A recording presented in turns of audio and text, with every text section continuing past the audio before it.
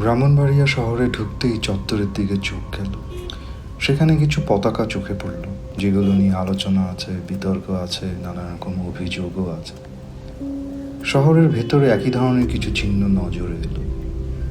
আমি সেগুলোর পরিচয় নিশ্চিত করে বলতে চাই না, কোনো অপ্রমাণিত দাবি করাও ঠিক হবে না। কিন্তু শহরে ঢোকার মুহূর্তেই একটা অস্বস্তি কাজ করছিল।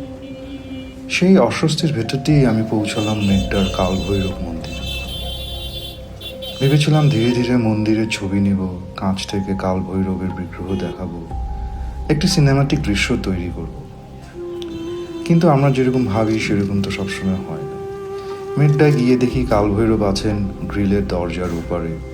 কেউ হাত জোর করছেন, কেউ প্রার্থনা করছেন, কেউ ঘন্টা বাজাচ্ছেন। মানুষ আসছে, মানুষ চলে যাচ্ছে। হয়তো এই দূরত্বটাই আসল গল্প।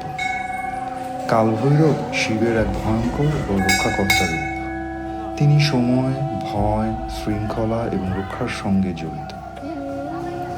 কিন্তু আমি এখানে তাকে প্রথমে বিগ্রহ হিসেবে পাইনি, তাকে পেয়েছি মানুষের ভক্তির মধ্যে। গ্রিলের সামনে দাঁড়ানো মানুষের ভাঁজ করা হাতে, প্রার্থনার শব্দে, ঘণ্টার ধ্বনিতে, আসা যাওয়ার জীবন্ত ছন্দে। মন্দিরটা নীরব ছিল না, ছিল জীবন্ত। এই মন্দিরের ইতিহাসেও আছে আঘাতের স্মৃতি।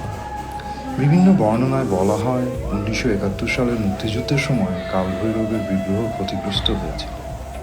তারপরও পূজা ফিরে এসেছে, ভক্তরা ফিরে এসেছেন, মন্দির আবার নিজের ছন্দ ফিরে পেয়েছে। শহরের বাইরে নয়, শহরের ভেতরেই দাঁড়িয়ে আছে এই উপাসনার জায়গা।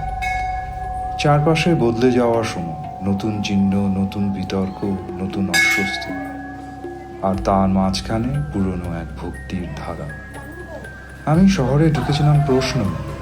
মন্দিরে গিয়ে দেখলাম ভয় নয়, ভক্তিই সবচেয়ে বেশি দৃশ্যমান।